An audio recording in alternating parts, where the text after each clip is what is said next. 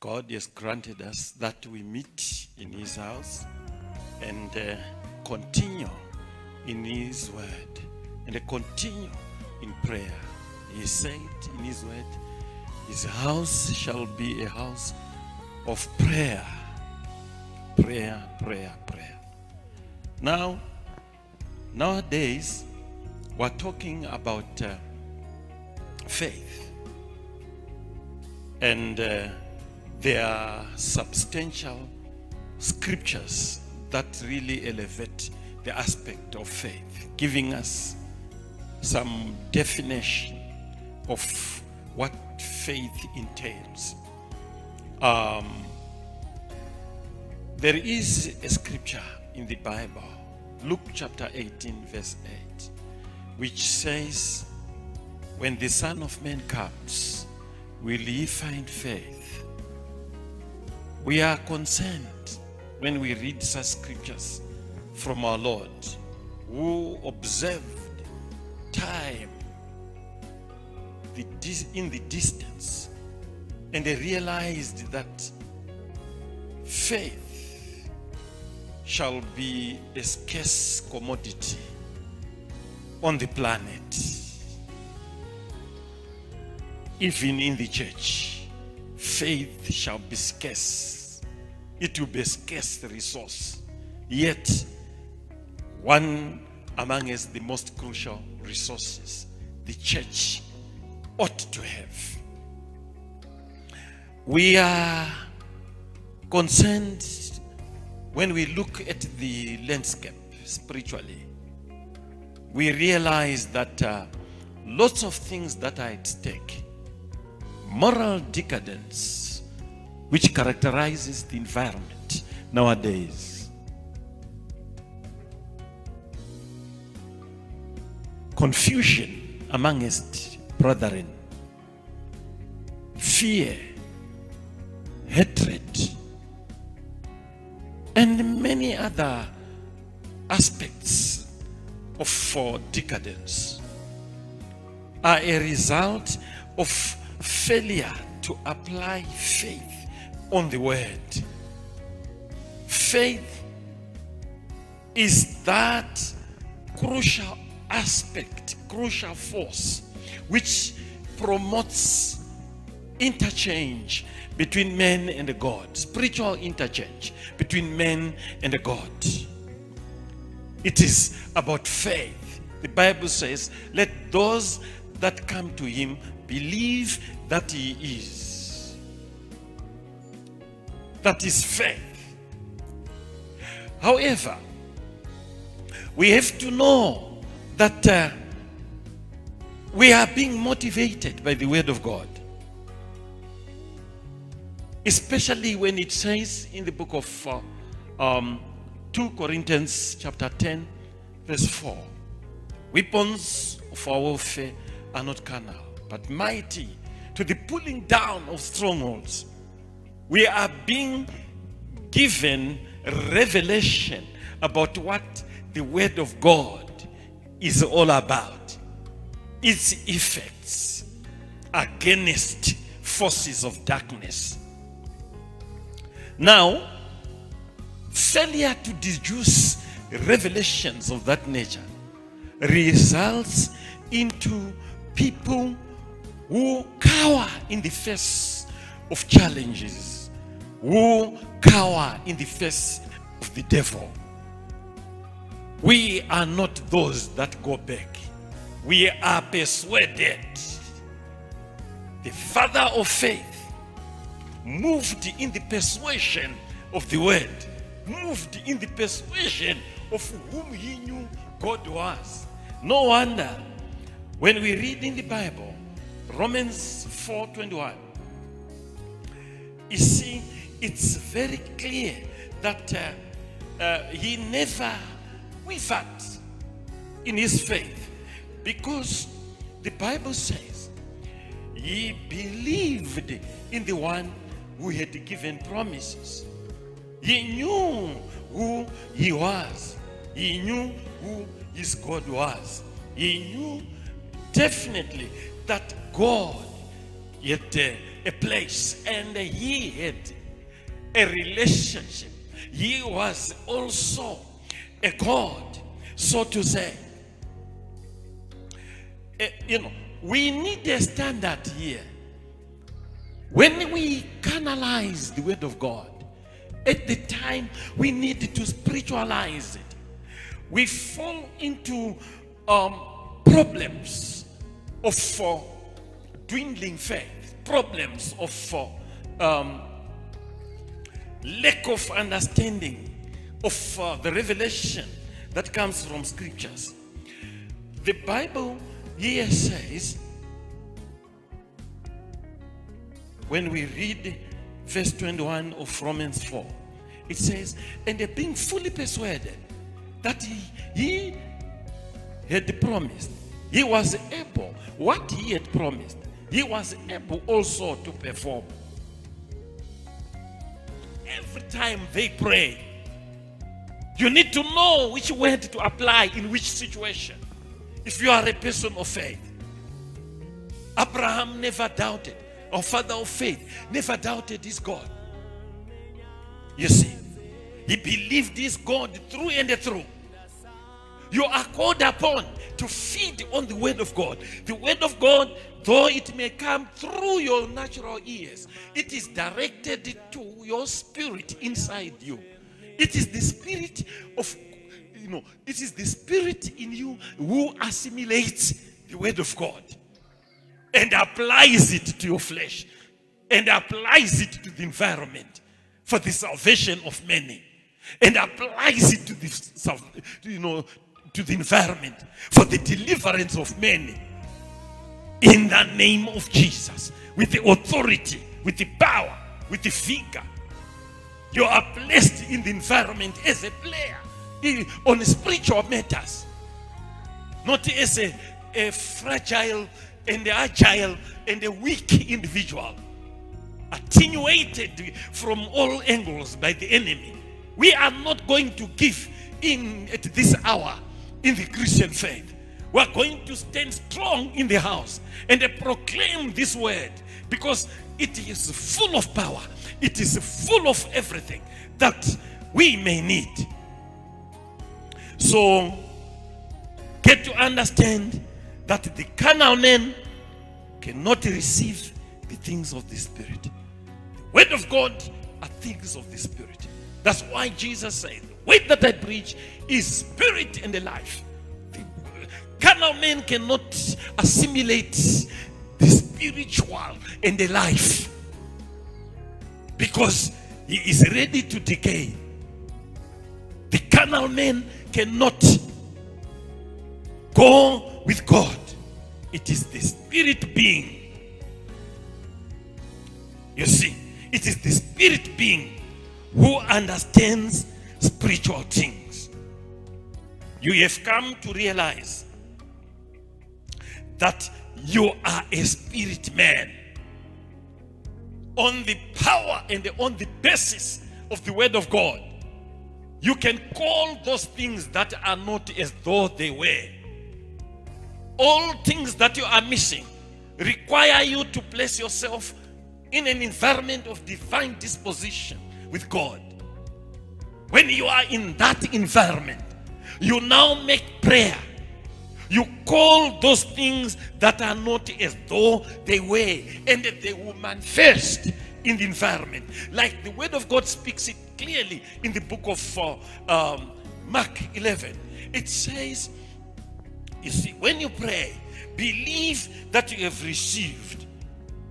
That you have received. And you will have those things that you would have received. In other words, what comes first is an activity of the heart. The epicenter of spiritual matters in the life of a man is the heart, is the spirit. You have to start with the believing the word. Believing the word. The word is there in abundance to deliver us, to put us right with God, to put us right with men, to provide us in the environment. But it is not met with the sufficiency of faith as before. That was the dilemma of the children of Israel. God produced a lot of word which was not capitalized in faith, which was not executed in faith, and they lacked the complete and the total exploitation of the environment because of lack of faith. And the big question comes to mind: when the Son of Man comes, will he find faith? You see, so when you believe, you can call things that are not as though they were. It implies you are beginning with the spiritual man. You see, some people, when they doubt things, they think God is doubting. Yet it is the carnal man, because they are used to operating from the carnal man. When the carnal man doubts, it is in his character to doubt. That has nothing to do with your faith. Your faith is enshrined in your heart, where the word of God is hidden. David says, your word have I hidden in my heart, that I may not sin against you. Why? He is applying the word from the heart. Praise God. He's applying the word of God from the heart. This is what you are called upon to do. This is what I am called upon to do. To practice the word of God from the heart. You see. So we are saying, you know, if God is for us, who can be against us? I have told you that the art of faith is a spiritual art. Is the art of the Spirit. That's why the Bible speaks in the book of Romans chapter 10:10. Man believes with the heart. Man believes with the spirit, and not with the mind, and not with the soul, and not with the body.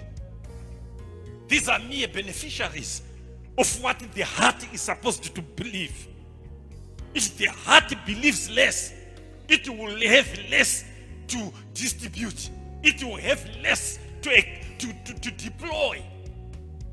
The word of God is appropriated in the heart and deployed in a situation.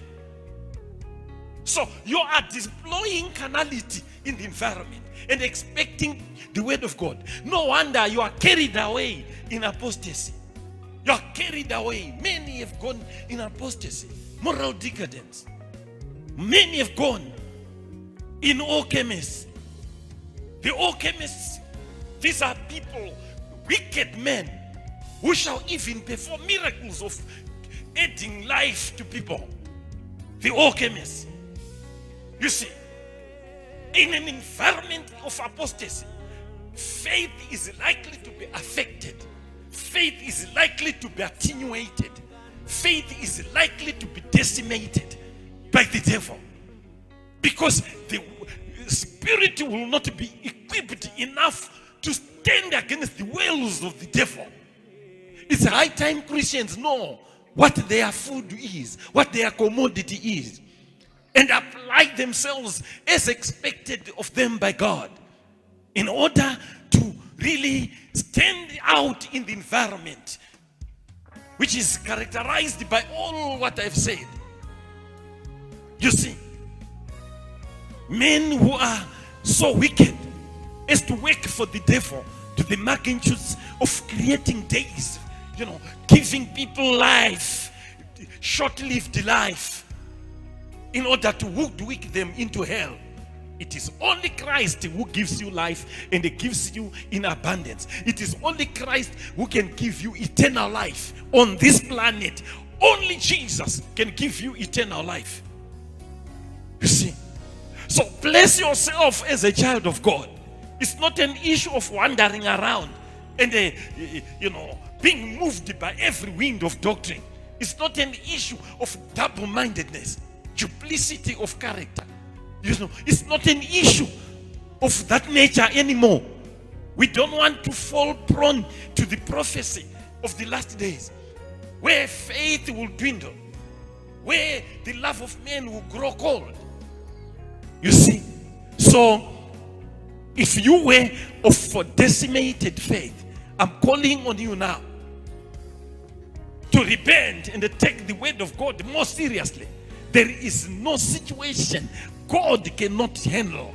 There is no situation the word of God cannot handle. As a result, there is nothing impossible with God. I am calling on you to understand the word of God from this perspective. Nothing shall be impossible with God. This is what the spirit man is saying in you. Nothing shall be impossible with God. And now when you pray with that perspective, applying other scriptures, bringing up the synergy and the strength from the synergies of scriptures, you are going to find yourself strong enough to command demons out of your environment, to command sickness out of your environment, to command malady out of your environment. You will be strengthened in the inner man.